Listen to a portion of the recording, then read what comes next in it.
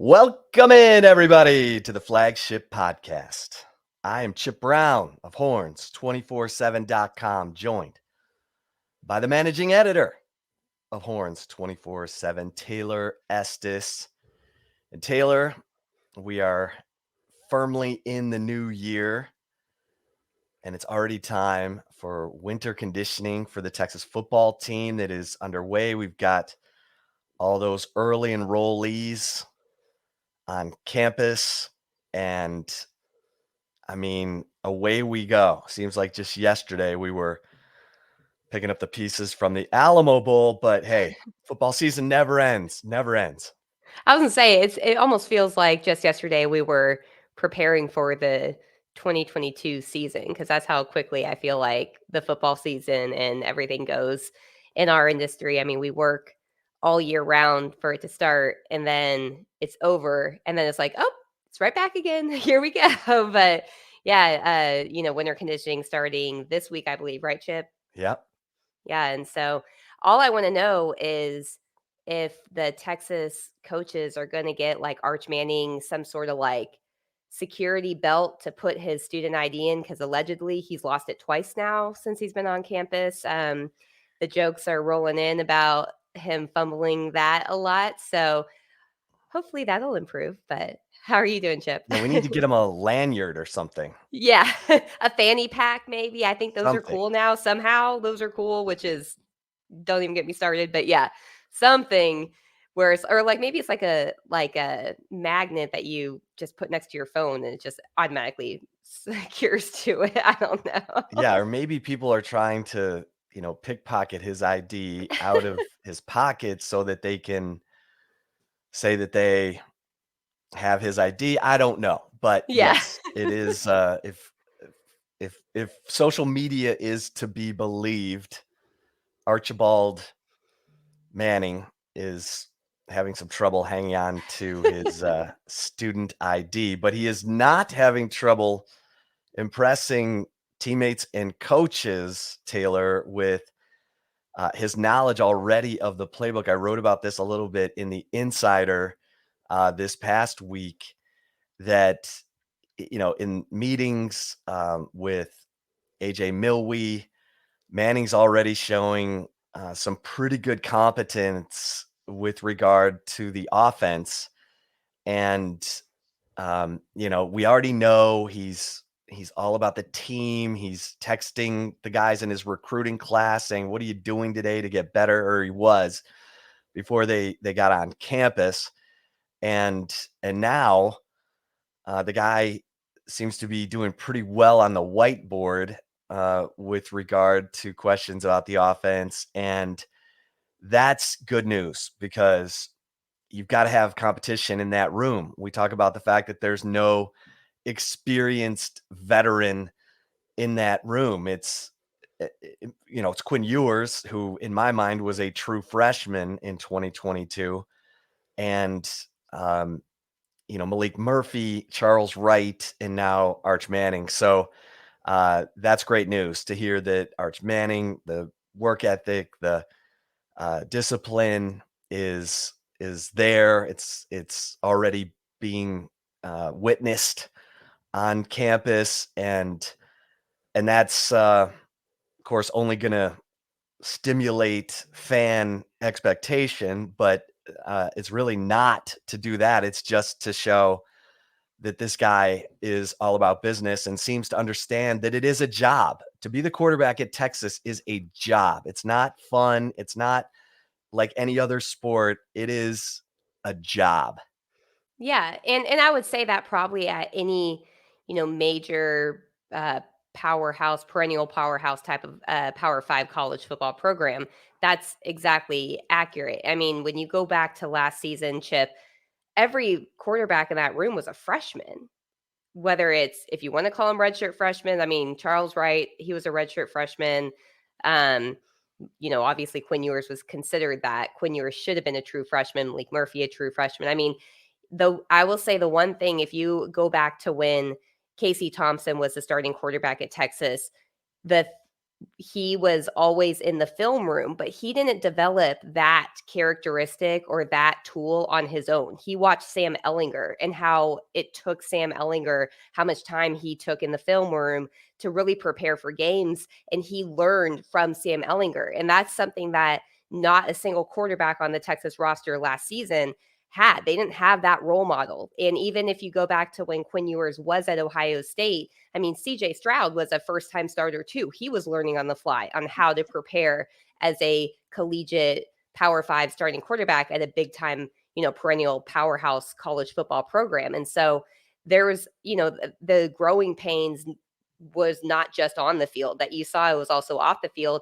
It's not surprising though to me, Chip, that Arch Manning has that approach, because look at who he has molded or been able to mold kind of his discipline, his approach to football, everything around to, Super Bowl winners, probably future football Hall of Famers. I mean, you name it, and his uncles and Peyton Manning and Eli Manning. And so, and then even going back to Archie Manning too. But yeah, I mean, it's very positive news. And I think it's probably going to help kind of hold accountability a little bit from even some of the guys that are upperclassmen, because there is a younger guy coming in and is already so involved into the playbook based off what you're reporting. And if you did not see the insider from last Thursday, definitely go back and check it out, because Chip got some really good scoop in there about this. But in order to play like a pro, you have to prepare like a pro. And I feel like Arch Manning, obviously the bloodlines, everything that he brought to the table, essentially, I think that's going to pay dividends, not just for himself, but also for the quarterback room that is so young too. Well, and you mentioned his uncles, and I keep going back to Peyton Manning. His freshman year at Tennessee, he was supposed to redshirt behind Jerry Colquitt and Tim Helton. Colquitt goes down in the opener. Helton goes down in game 4, and Peyton Manning is thrust into the starting lineup, ends up going 7-1 as a true freshman and earns SEC Freshman of the Year back in 1994. Arch Manning, you're one play away as the backup. If the backup goes down, you're, you know, you're 2 You're two plays plays away away. Yeah. as the third guy. And we don't know how this quarterback derby is going to shape up. Obviously, Quinn Ewers has the experience, but Malik Murphy's healthy. He wants to compete. He's hungry. He's chomping, I've been told. And then, Charles Wright, he put in a ton of work. He was this close to having to play against UTSA with Hudson Card, having the ankle injury in the Alabama game.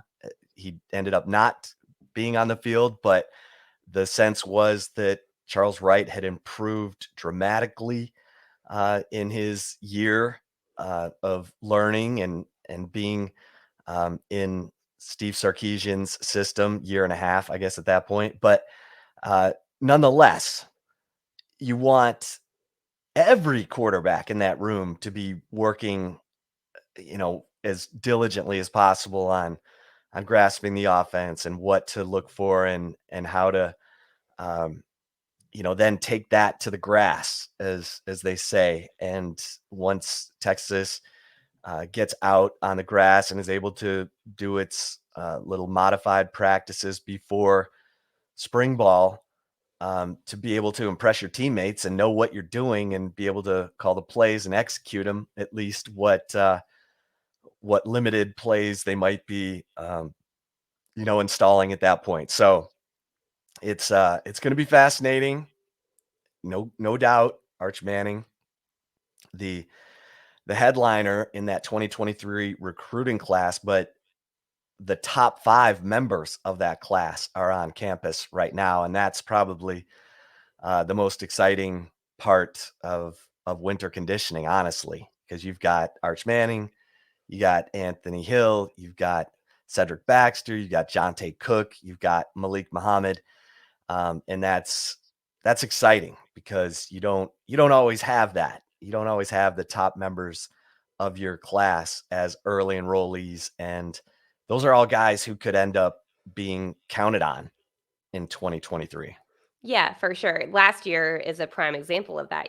Texas signed that amazing offensive line class. The only early enrollee from the 2022 offensive line class was Cole Hudson. Obviously, that paid dividends. I really do think. So I don't think that many people would have expected Cole Hudson, of all of the offensive line talent that Texas signed, that he was going to be a guy that essentially secured a starting role going into fall camp, like at the early parts of it.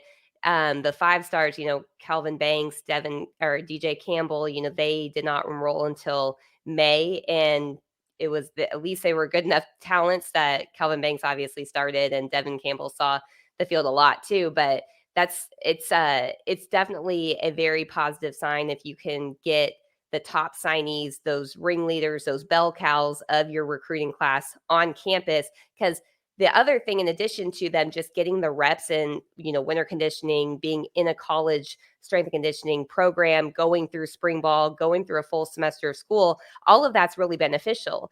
The other thing that I think that a lot of people don't talk about, though, Chip, with getting the top guys in a recruiting class on campus as early enrollees, is they're going to learn what the culture is, what the expectation is over the next several months. And by the time that the rest of their class comes in, that have always been kind of going to those guys as the ringleaders, the bell cows of the class, they're going to be able to pass that message along, not even just when they enroll, but like probably throughout the next several months, because they have a different relationship with their own recruiting class, their signing class too. And that's huge. When an Arch Manning, I mean, let's be honest, Texas signed the nation's number 3 signing class in 2023, and it didn't happen really until Arch Manning committed. And then all of these players followed him. All of these recruits wanted to play with him.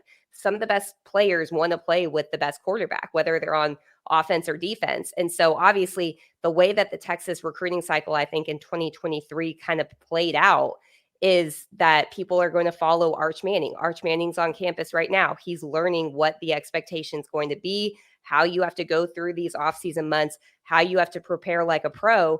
And in turn, I think that, one thing to consider is he's going to pass that along to those same guys that may not be on campus right now, but that did follow him in signing with Texas. So I think that's something, kind of a back doorway of or behind the scenes, I guess, type of thing that a lot of people aren't really talking about. People talk about early enrollees getting the experience. I think this is a good thing that Texas has those guys in this class so that they can, figure out how to prepare that way and pass it along to the incoming guys that come in May and June. Yeah, and we mentioned Cole Hudson being the only early enrollee of the offensive lineman in the 2022 class.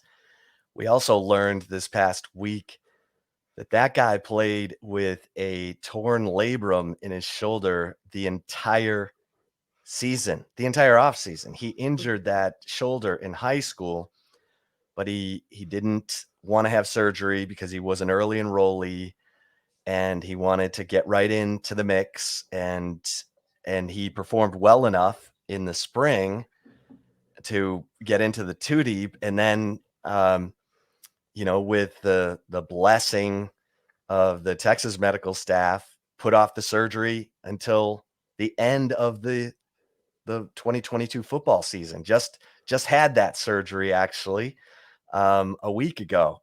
So kudos to Cole Hudson. What a tough kid. I mean, that's not, it's not an easy injury. He had a harness on underneath his pads and played through it and started every game at right guard. So that tells you right there what a tough kid that is. And then Connor Robertson, another freshman offensive lineman who is basically the backup center to Jake Majors. He was listed as the backup center in the Alamo Bowl, had wrist surgery after the season, sustained that injury during the season, fought through it, practiced through it, and then had the surgery after the season. So 2 young, tough guys on that offensive line who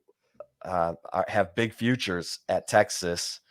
They joined Jonathan Brooks, the running back, as you reported, who had hernia surgery right after the Alamo Bowl. So um, Connor Robertson should be back for some or all of spring football.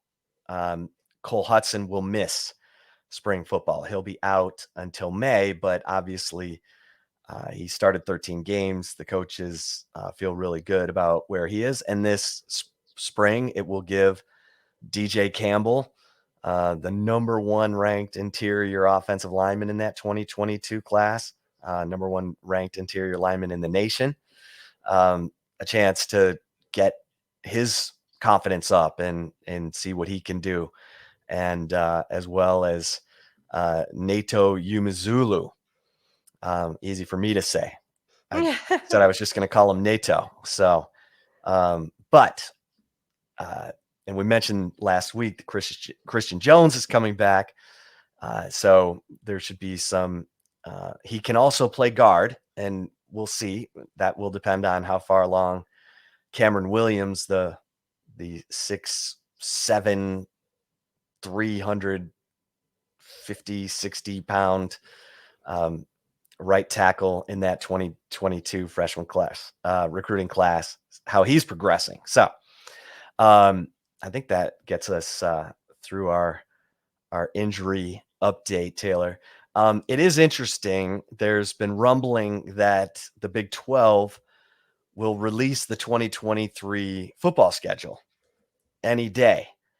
And of course, this is going to be the schedule with Cincinnati, Houston, BYU, Central Florida, and Texas and Oklahoma for what is likely to be the last year of Texas and OU in the Big 12.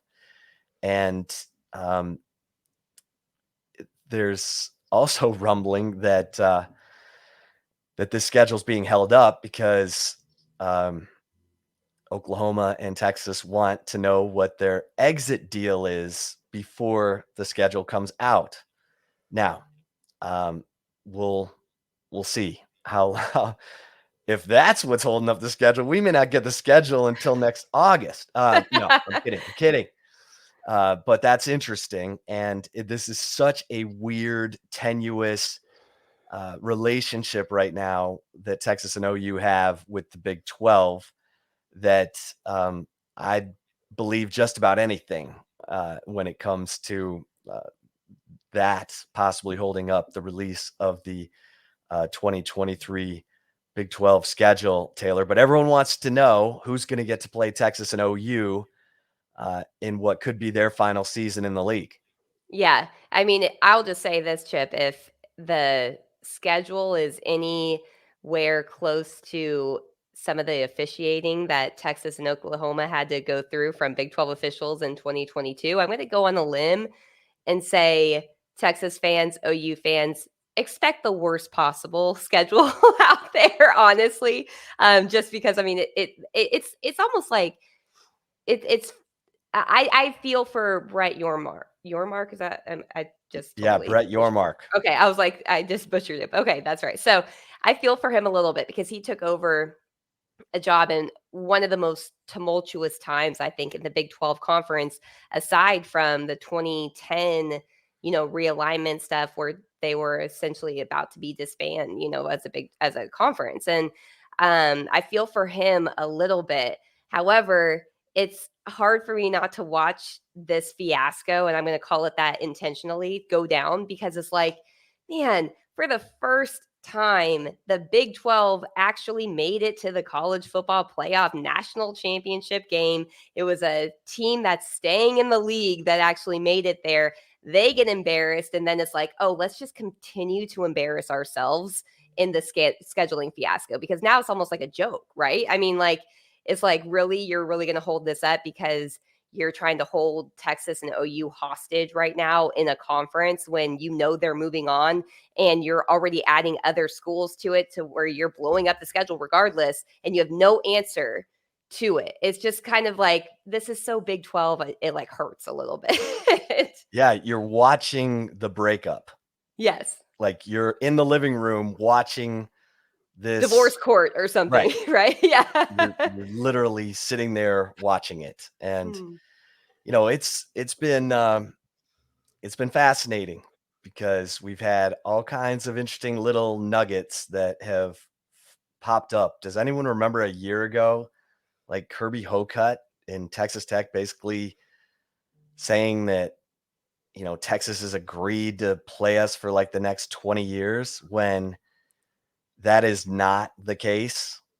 And Texas Tech has been one of the most outspoken and sort of, um, Crybabies. I mean, yeah, Like, to for sorry, lack of a Texas better Tech fans. word. Yeah, it's just the Um, reality. and so, Texas, by the way, has not agreed to play Texas Tech for the next 20 years. If Texas had its way, they wouldn't be playing any of the former Big 12 schools. Uh, they've got really good marquee non-conference games coming up against Alabama, Michigan, um, Ohio State, you name it. Uh, and and so anyway, I wrote about this in the Insider as well, that's another possible way of helping to pay off the Big 12, and in terms of exit fees would be to play, um, big either one Big 12 team for 4 years or two Big 12 teams, a home and home over the span of 4 years. Um, after Texas and OU move on to the SEC, that has not been agreed upon by Texas and OU either. So it's it is interesting. It's tenuous, but we might be closer to the exit parameters than anyone expected, in part because, and Brett Yormark deserves credit for this, he's already, negotiated the Big 12's next media rights deal, and it means $4 million more per school, even without Texas and OU. So Texas and OU are sitting there saying, okay, you've been made whole. Mhm. You're not going broke by us and OU leaving for the SEC. You just inked a deal that says, each school is going to make $4 million more per year than when we were in the league. Right. So sayonara. Now, they do still have to figure out, and I think Texas officials want to know who agreed to this. Uh, when they redid the bylaws in 2012, they put in a 99-year, agreement. And if you leave, you got to give 18 months notice and surrender 2 years of revenue. And Texas is like, no, we're not doing that. And OU's the same, you know, and no one pays full price to leave. You all have been made whole. You're going to be happier without us. So let's just move on. And those are sort of the little sticking points right now. But it is conceivable that we could get the exit deal parameters quickly. I mean, Mhm. it's a work in progress. Ever since the Big 12 negotiated its new media rights deal for life without Texas and OU, Texas and OU have said, okay, let's get on with it. And I think Brett Yormark is open-minded to that, much more so than Bob Bowlesby was. So there you have it, Taylor. Yeah. So one thing I'm curious, Chip, from if you look at Texas' future schedule, um, for their non-conference games coming up, as you had mentioned, obviously at Alabama 2023, but then 2024 they're playing at home against Michigan, 2025 at Ohio State, 2026 at home versus Ohio State, 2027 at Michigan. Those are obviously some major type of games that they have scheduled when Texas is going to the SEC, and they're probably going to be playing some of those other major games. Do you think that there's going to be a situation to come about where Texas renegotiates some of their non-conference set lineups for the next at least like 5 years once they do join the SEC? I hope not. Yeah. I Well, you're hope a not. Michigan guy. You're a Big Ten guy. Of Well, course, you hope those are not. big time helmet games. I Yeah, mean, yeah, for sure. those are iconic programs. Those are the top 5. They're in the top 5 all-time winningest programs in college football. Those teams need to play each other. We saw that in 2005 when Texas had to go to Ohio State in what was basically an elimination game, for the national championship, and it happened in September, and it was a fantastic game. I can still remember every play of that game. It was Mhm. so incredible. And then Um, they played Michigan, obviously, in the Rose Bowl, leading right, or the year the final before, game right, the year before, yeah, leading in up to that right, 2005. Yeah. and so I think I don't know that Texas and OU will agree to play a Big 12 team or 2 Big 12 teams over the span of 4 years once they leave, and that's part of this, um, talk at the table right now, and if it does happen, I'm fascinated to see, the the up yours move would be for Texas to play Houston Mhm. and not play Baylor or TCU or Texas Tech. They would go to Houston, a Yeah. huge recruiting territory where Texas has scheduled games in the past against Rice and against Houston, and and play the Cougs. That would be the sorry kids. Sorry about all Yeah. that rancor you threw at the legislature when I was we gonna say, announced yeah. we were As you going to bash the us in front SEC, of the and freaking legislature, yeah. you dragged us into a committee hearing and tried to embarrass us and talked about our crappy record against TCU. Well, we're going to go play UH for uh, the next 4 years, and y'all can watch us on TV. Yeah, and what about the Bedlam series? I mean, that's the one that I hope Yeah. Now that sustains, one, right, yeah. that would be You cool. hope it does. Yes, that would be cool. I mean, it's just like it's some Texas fans and A&M fans, they can sit there and say all they want that they don't want to play each other and all of this, but college football was better when Texas and Texas A&M, when those in-state type of rivalries play each other. It's just it's better for the sport, it's better for the fans, it's better for pretty much every single, person involved, except if you're on the losing side, it may impact some of your recruiting, you know, uh players that you're going after and stuff. But I hope Oklahoma State would continue. Have you heard anything about that? No, but it would be cool.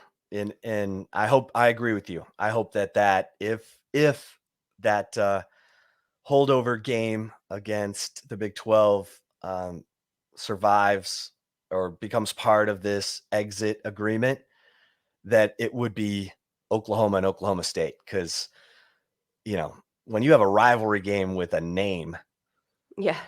like Bedlam, and OU certainly has enjoyed the better end of that deal. That's the one mystery when it comes to Mike Gundy that I just can't figure out. He's like 3-15 against OU as the head coach at Oklahoma State. It's just crazy. But yeah, that would be cool. Yeah. That would be cool. That's the one I hope that they can come to some sort of agreement with. And it would be really funny if Texas decided to just play U of H, as long as they don't decide to play BYU. BYU is that one team where I'm like, Texas, just like BYU and Maryland, to me, Texas football never needs to schedule. If they can avoid it, don't schedule it, because my goodness, we watched the beginning of the end of Mac Brown's career at Texas, literally in Provo, Utah. And, and you know, literally the end of Manny Diaz's time at oh, Texas. yeah. Yeah, I'll never forget. Chip was the one that asked Mac. He asked that hard question that everybody wanted to know, but nobody really wanted to answer. And Chip's really good. I will give Chip a lot of credit for this. He's really good at having, stepping up and asking those questions. Um, but I will never, ever, ever forget Mac Brown's response when you asked if Manny Diaz will be the defensive coordinator for next. I think they were playing Ole Miss the following week or something, and all he sat there was like, "I don't know. I I got to haven't watched watch the it today." film. Yeah, the film. Yeah, but it was like it was a 10-second answer, and that's all he said. And it was just like, okay, so we got to start preparing Manny Diaz getting fired from Texas stories, because it was all Well, I'll but, never forget written on the Major wall there. Applewhite's glare at me. He was the offensive coordinator at the time, and when I asked the question, he looked like, and then he heard Mac's answer and was like, Yeah. I mean, because Mac didn't say, of course he's going to be Exactly, yeah. he was And like, Mac was the king of coach speak, right? Like, right, yeah. right. And then before noon the next day, Manny was on the streets and Greg Robinson was in.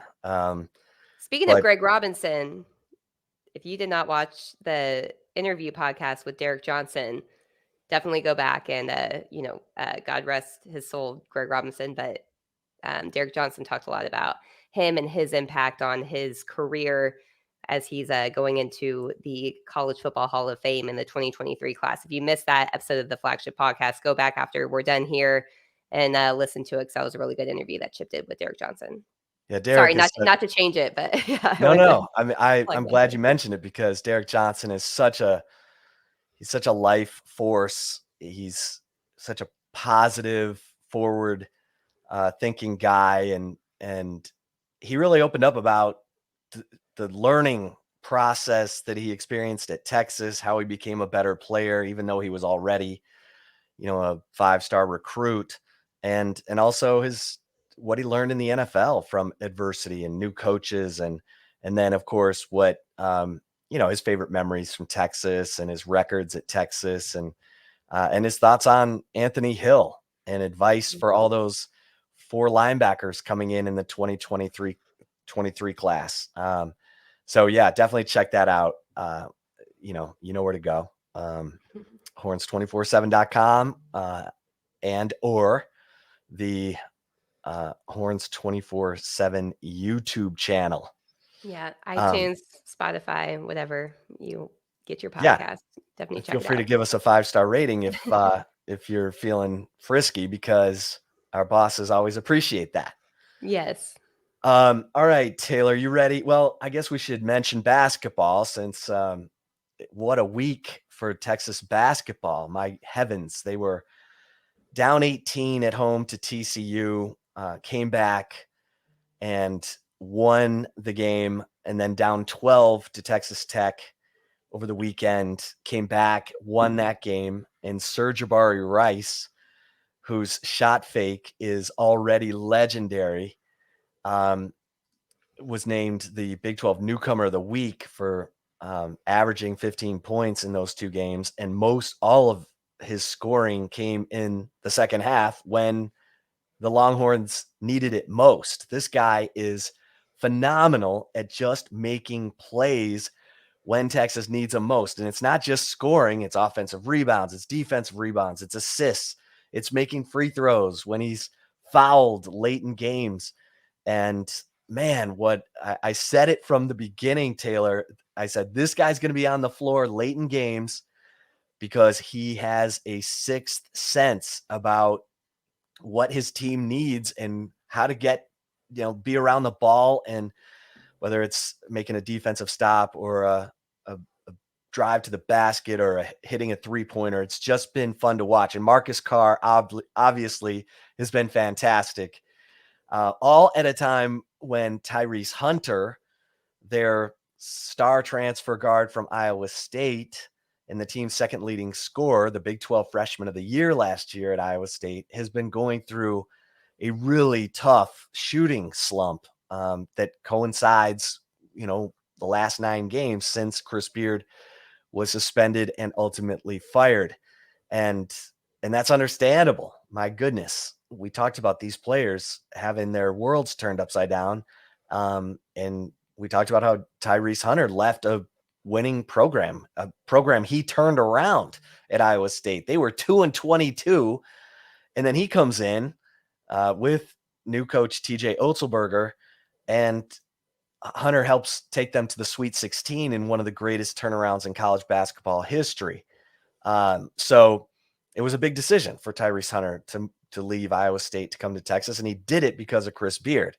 And then all of a sudden, Chris Beard's not here. So kudos to the Texas basketball team, Rodney Terry, this coaching staff. which now includes Chris Ogden. He's moved from managing director back into a coaching role because of Chris Beard's dismissal. And this team is showing unbelievable fight and tenacity late in games. They can't live like this, Taylor, forever, Yeah. but it was an impressive week coming back from those big deficits. Yeah, for sure. I mean, you mentioned Tyrese Hunter. I mean, you have to feel, as you mentioned, like you feel for those the type of guys like him. But he's only scored 11 points in the last 3 games total. He did not score a single point against Texas Tech. I mean, that's that's a slump.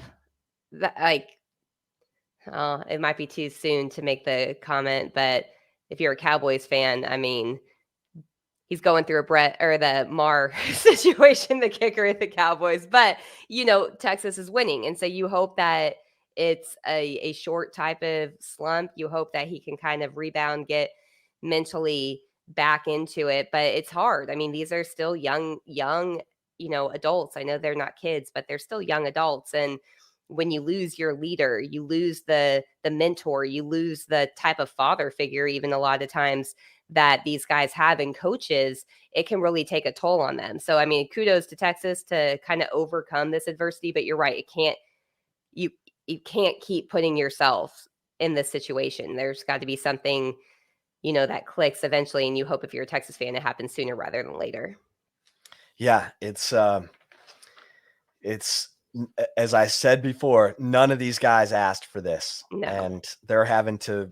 It's all been thrown in their lap, and now they're having to figure it out in unbelievable circumstances. And kudos to this Texas basketball team, which went up in the rankings to number 7 this week, and a tough week, obviously, with road trips to Iowa State and West Virginia back to back. So Yeah. Texas cannot start off in a hole against those teams, or they'll come back with a couple L's. So Yeah, and kudos to Rodney Terry too. He also did not sign up to be in this situation. I mean, gave up a people head probably are like, coaching job.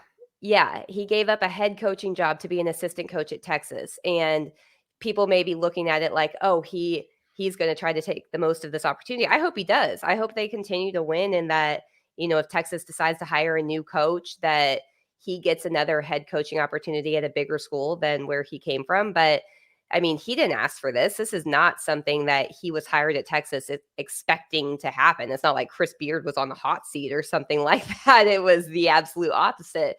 And so, you have to give credit where credit is due. And I think Rodney Terry deserves a lot of credit too. Yeah. All right. You ready for some love it or leave it? I am. Before we get to love it or leave it, we're going to take a very, very quick break, but stay tuned. We have more Texas football talk and a little bit of basketball talk coming up as Texas football enters their winter conditioning off season. We'll be right back. And if you're watching us on the Horns 24/7 YouTube channel, we will roll on here. Chip, you ready for my first love it or leave it? I'm ready. All right. Love it or leave it. It will be impossible to keep fans' expectations, for Arch Manning in perspective. Oh, yeah. I'm going to love this. Fan, as our friend Sean Adams always used to point out, fan is short for fanatic. And people are fanatic about Arch Manning. I mean, why not? He's, top recruit in the 2023 class. He's a Manning, for crying out loud, and he Yeah. plays quarterback. So the fact that, Quinn Ewers struggled down the stretch of the 2022 season only adds to that fire. And even though I think Quinn Ewers played better and benefited from the 15 bowl practices and will continue to get better, Yes. look, having a guy like Arch Manning waiting in the wings is just going to have the fans all kinds of lathered up. So, yeah, I'm going to love this, Taylor. How about you?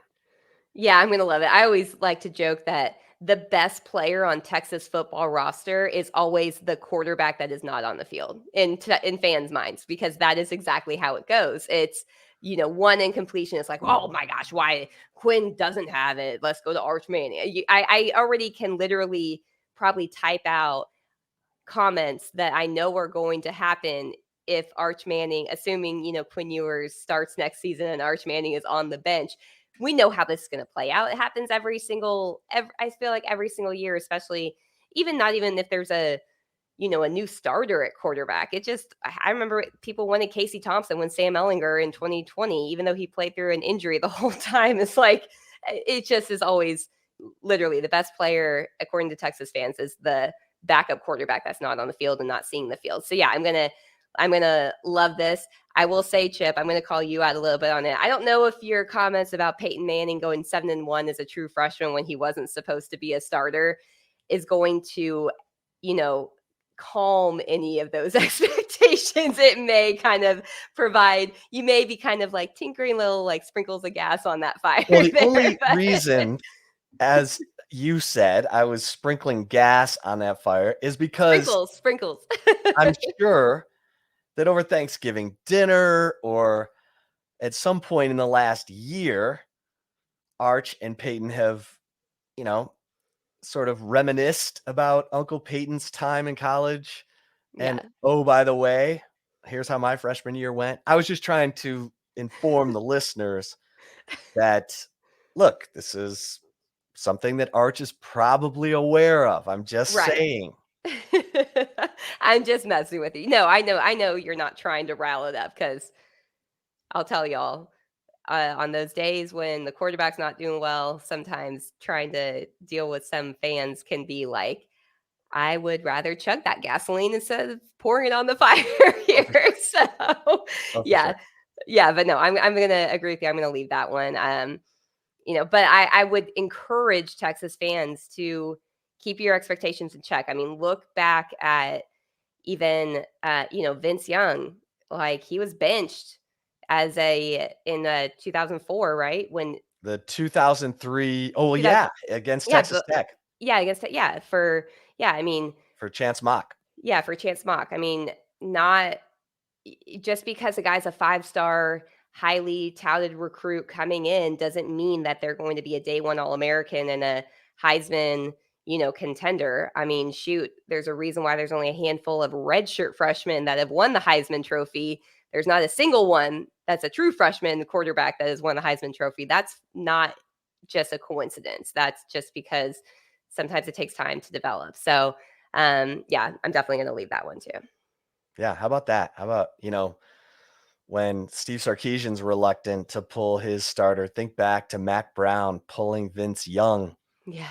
in that Texas Tech game and putting in Chance Mock. I remember going, "Oh, good Lord, this is either going to end in a incredible, uh, hero story for Chance Mock and everything's going to blow over, or this could just be a shipwreck if Mock comes in and does worse than VY." Fortunately, Chance Mock, kudos to Chance. He he's a listener of the Flagship Podcast. Came in and did what Chance Mock does. Yeah. He won the game. Exactly. All It's right. all he needed to do, yeah. But Chance probably be the first one to tell you that, "Oh, yeah, Vince should have started the majority of the games that year." I Yeah, mean, I we mean, both used to work with Chance, yeah, in radio, like, Chance yeah. Chance got benched while having 11 touchdown passes and 2 interceptions 3 games into the 2003 season. I mean, he didn't do anything wrong. He just No. had Superman Yeah. on his team. Yeah, one of Oh, the best quarterbacks in college football history, yeah. so, yeah. Um, Alright. okay, love it or leave it, number 2. Second one, love it or leave it. When the Big 12 finally releases the 2023 football schedule, Texas will have to play at BYU, Cincinnati, and West Virginia, which would be the furthest road trips essentially for the 2023 season. I mean,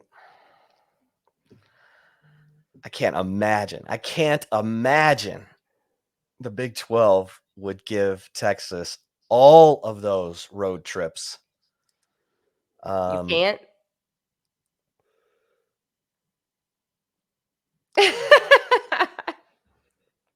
Man, The they wouldn't do silence that, is would they? deafening. Would they? I'm going to leave this, Taylor. They can't do that, right? They can't give Texas all the most remote road trips in a single season, right? What I about mean, you? so you may know better. They can technically, right? Oh, they I mean, can. yeah, they can essentially change everything from pre 14 team Big 12. So Texas may have to play at K State or at Kansas too. I mean, they can technically do that. And at this point, there's nothing that the Big 12 has done that makes me think that they are not going to do that. I think that they are scorched earth. It's like, as you had said earlier, it's a great, comparison. It's like we're watching a breakup. We're almost watching a divorce. And if one spouse feels like they were slighted or disrespected or they're out to get you, they're going to do whatever they can to get you. So I'm going to I'm going to love it, honestly, and I would not be surprised if assuming this is allowed, and I'm not sure if there's some clause or anything in there. I wouldn't be surprised if they have to play at K-State again too.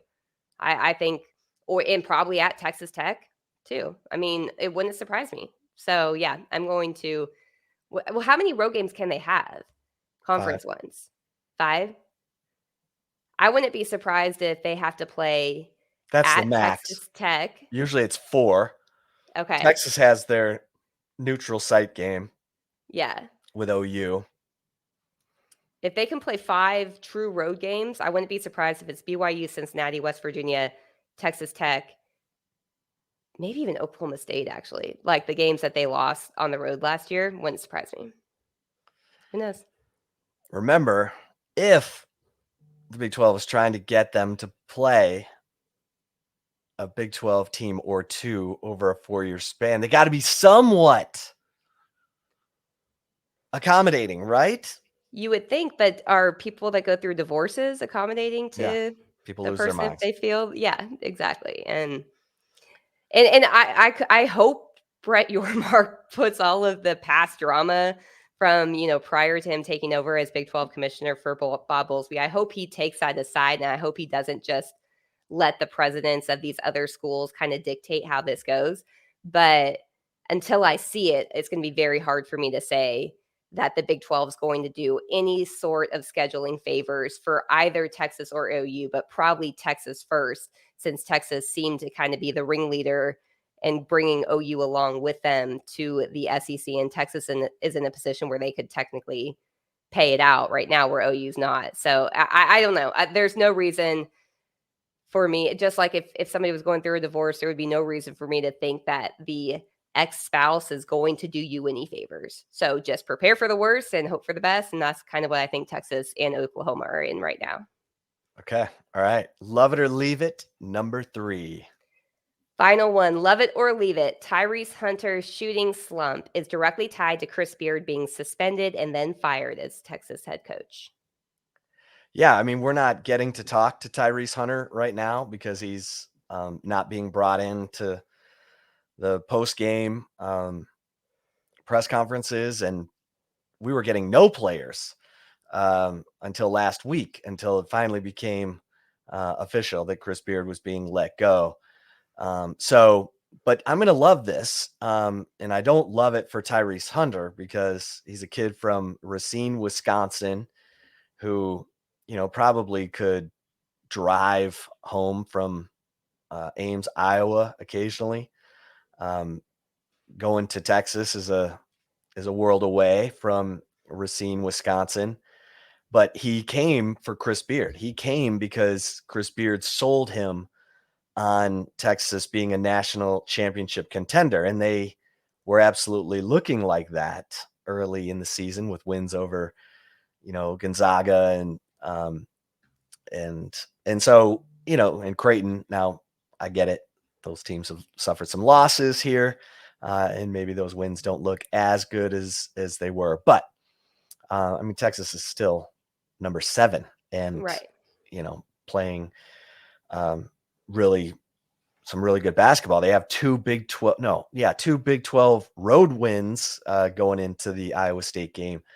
on Tuesday night. So, but yeah, he was playing well for the first 8 games while Beard was on the sideline, and the slump is the last 9 games. And those are the 9 games that Chris Beard has not been on the sideline. So, yeah, and he's out there he's trying to impact the game in other ways, but his scoring has fallen off a cliff and his minutes are starting to go down. And that's not good because he's a tough-minded kid. He makes free throws and he's a guy they need on the floor late in close games.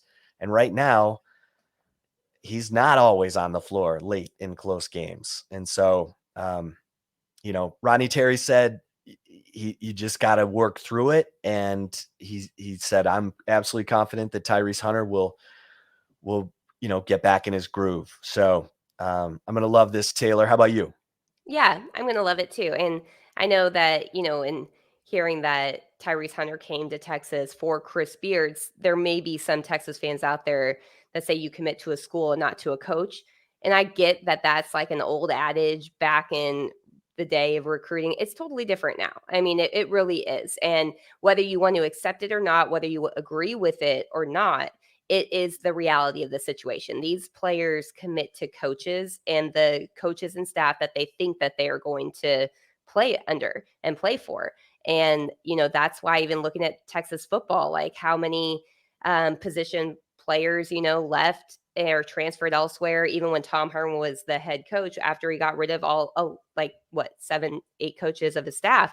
That's not a coincidence. It's because they committed to the coaches that they thought that they were going to play for. And again, you don't have to agree with it. You don't have to, be accepting of it and like, oh, that's okay. I understand like you should commit to a school, but it's just not how it works. Especially I feel like in the current environment of college athletics, with it being so easy to transfer places and stuff, they're transferring to play for a coach and a program that they believe in, that they think is going to help not only better develop them, but potentially give them a better chance of playing for championships. So 100%, I am going to love this and say it is a direct, kind of result of Chris Beard and his situation being fired at Texas. And I just hope for, I don't cover basketball as intently as say like Chip and Jeff Howe do at Horns 24/7. But it's still how athletes are. I've covered enough athletes in my life to know I've been around collegiate athletes. I've been around pro athletes in my own family. Even, there are a lot of external factors that do end up impacting the performance on the field.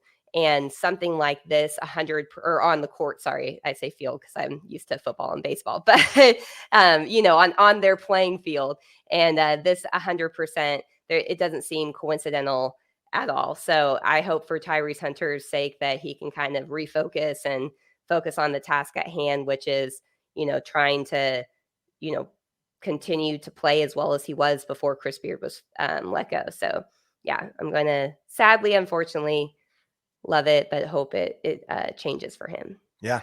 Yeah. Well, listen, everybody, we appreciate you tuning into this episode of the Flagship Podcast. And we will, obviously have much more in our next episode, in the next episode, in the next episode. So just bookmark us, make us a favorite, the 5-star rating, while we're mentioning those kinds of things. Like And the YouTube channel too. Subscribe, hit the bell, that's right. subscribe That's for right. notifications. We actually will, little sneak peek, we will be adding some more video content to our YouTube channel in the next several months. We are getting some assistance from an intern actually that has a very good resume, that is a student at the University of Texas. I won't release his name yet because I don't think he's published anything yet, but there's going to be a lot more videos coming to the Horns 24/7 YouTube channel too. So definitely want to hit the bell, subscribe, and get those notifications when new video products come out. Very exciting. Big things are happening here at the Flagship Podcast. If you couldn't tell that already, you know what I mean? All right, everybody. Thanks so much for listening. For Taylor Estes, I am Chip Brown. Until next time, we'll see you over at horns247.com. Stay safe and keep the faith.